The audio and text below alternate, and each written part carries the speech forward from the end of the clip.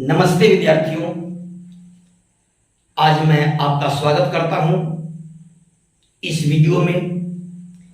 यह वीडियो आपके लिए बहुत ही इम्पोर्टेंट वीडियो इसलिए है कि मैं इस वीडियो को आपके टेक्स्ट बुक के लिए लेकर के आया हूं। आज मैं इस वीडियो में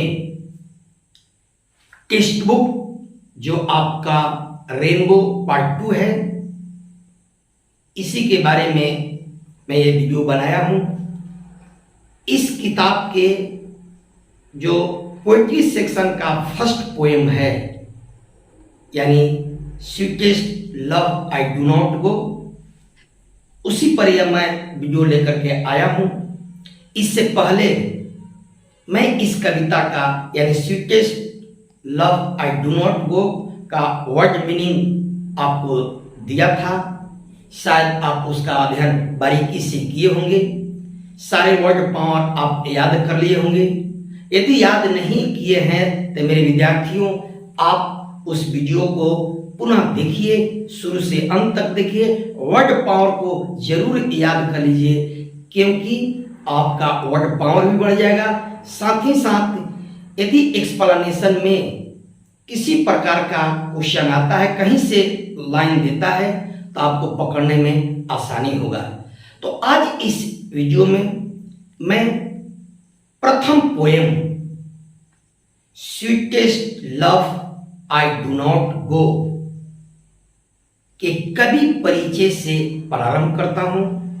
मैं कोशिश करूंगा कि मैं इस कविता को लाइन बाय लाइन इंट्रोडक्शन, साथ ही साथ इस कविता के एक एक पंक्ति का हिंदी रूपांतर आपके लिए करूं।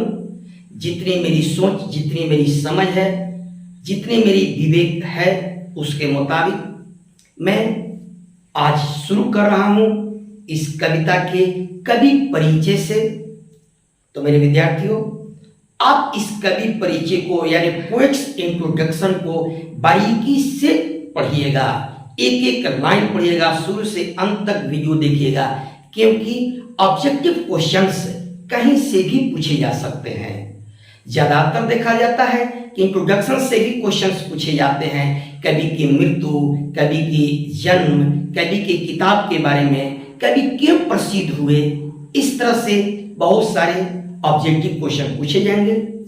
तो आइए आज हम लोग पढ़ते हैं स्वीटेस्ट लव आई डोंट गो, जिनको महान कवि, अंग्रेजी साहित्य के विश्व के प्रसिद्ध कवि जॉन डन ने रचना किया है। आज उनके परिचय से यानी पोएट्स इंट्रोडक्शन से मैं इस कविता का शुरुआत कर रहा हूं। आप बारीकी से, ध्यान से, सावधानी पूर्वक मेरी बात को सुनिएगा और मेरे वीडियो को शुरू से अंत तक देखिएगा। यदि मेरे चैनल को आप सब्सक्राइब नहीं किए हैं तो learn English with Sidhu sir को सब्सक्राइब कर लीजिए, क्योंकि अक्सर अब हम 12वीं कक्षा के विद्यार्थियों के लिए जो आगामी परीक्षा में शामिल होने जा रहे हैं, उनके लिए टेक्स्ट बुक पर वीडियो लेकर के आऊंगा। तो चलिए आगे हम बढ़ते हैं sweetest love I don't go के कवि परिचय से, पोएट्स इंट्रोडक्शन से।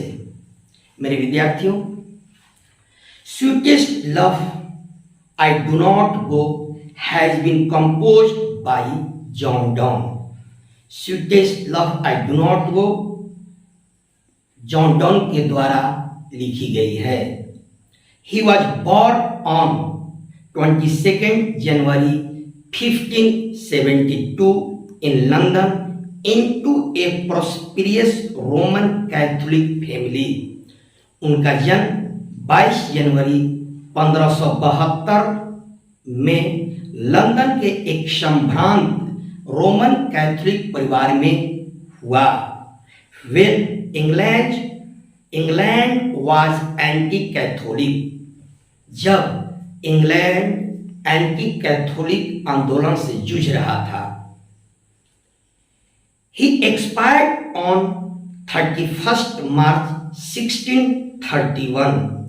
उनका देहांत 31 मार्च 1631 में हुआ।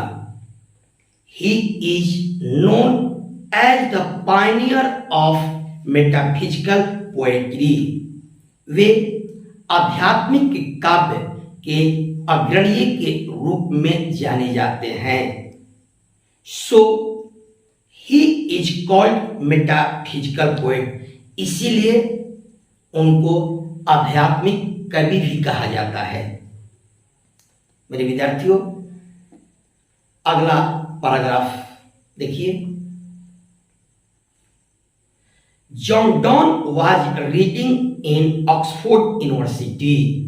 जॉन डॉन ऑक्सफोर्ड यूनिवर्सिटी में पढ़ रहे थे, but he was forced to leave the university without a degree due to his religion। लेकिन बिन डिग्री प्राप्त किए, बिन अध्ययन किए, उनको यूनिवर्सिटी छोड़ने के लिए उनके धर्म के कारण बाध्य किया गया। यानी धर्म के कारण उनको ऑक्सफोर्ड यूनिवर्सिटी बिना पढ़ाई पूरा किए छोड़ना पड़ा। He studied law and theology. उन्होंने कानून और धर्मशास्त्र की अध्ययन की। ही also participated in 2 naval expeditions and became secretary। उन्होंने इंग्लैंड में नौसेना अभियान के 2 अभियानों में भाग लिए। मेरे विद्यार्थियों, इस लाइन को बारीकी समझिए, ऑब्जेक्टिव क्वेश्चन आ सकते हैं कि उन्होंने नौसेना अभियान में कितने बार भाग लिया। तो उन्होंने 2 बार भाग लिया एंड बिकेम सेक्रेटरी, और इसके सचिव बन गए। अगले पैराग्राफ में, he was briefly sent to prison for secretly marrying his patron's niece। पढ़िए इसको। उनको अपने आश्रयदाता, जो इनको आश्रय दिया था, उनकी भतीजी से चुपके से शादी कर लेने के कारण इनको कुछ दिन के लिए जेल भी भेजा गया। और इनकी जो भतीजी थी, इनके जो आश्रयदाता की जो भतीजी थी, उसका नाम एन मोर था। यानी जॉन डॉन की पत्नी की नाम एन मोर हुआ। इन 1615 एट द एज ऑफ 42, 1615 ईस्वी में 42 वर्ष के उम्र में he accepted ordination in the Anglican Church। उन्होंने एंग्लिकन चर्च में एक पादरी का पद स्वीकार किया and became one of the greatest preacher। और उन्होंने महान अपने समय का उपदेशक बने। He was famous for songs and sonnets, satires, elegies and sermons। उन्होंने प्रसिद्धि प्राप्त की, यानी उन्हें प्रसिद्ध हुए अपने विख्यात किताबों, कविताओं, जिनका नाम सॉन्ग्स एंड सोनेट है, सेटायर्स यानी व्यंग, इलजी मतलब शोकगीत, एंड सरमस यानी उपदेश। मेरे विद्यार्थियों, आगे के पैराग्राफ में इनका परिचय। The poet addresses his beloved wife N more at the time of his departure for Germany Europe in 1611। इस कविता में कवि अपने प्रेमी पत्नी एन मोरे को संबोधित उस समय कर रहे हैं जब 1611 को एक विदेश यात्रा पर, यानी यूरोप के जर्मनी की यात्रा पर ये प्रस्थान कर रहे हैं। उसी समय अपने पत्नी को यह संबोधित करते हुए उन्होंने इस कविता की रचना की। उस कविता में बारीकी से अपनी पत्नी को समझाने का प्रयास करते हैं, मनाने का प्रयास करते हैं। जब हम लोग कविता पढ़ेंगे तो ये सारी बातें आएंगी। Sweetest love I do not go is a lyric. Sweetest love I do not गो एक संगीत है, यानी लैरिकल है, संगीतात्मक कविता है, ज्ञात्मक कविता है।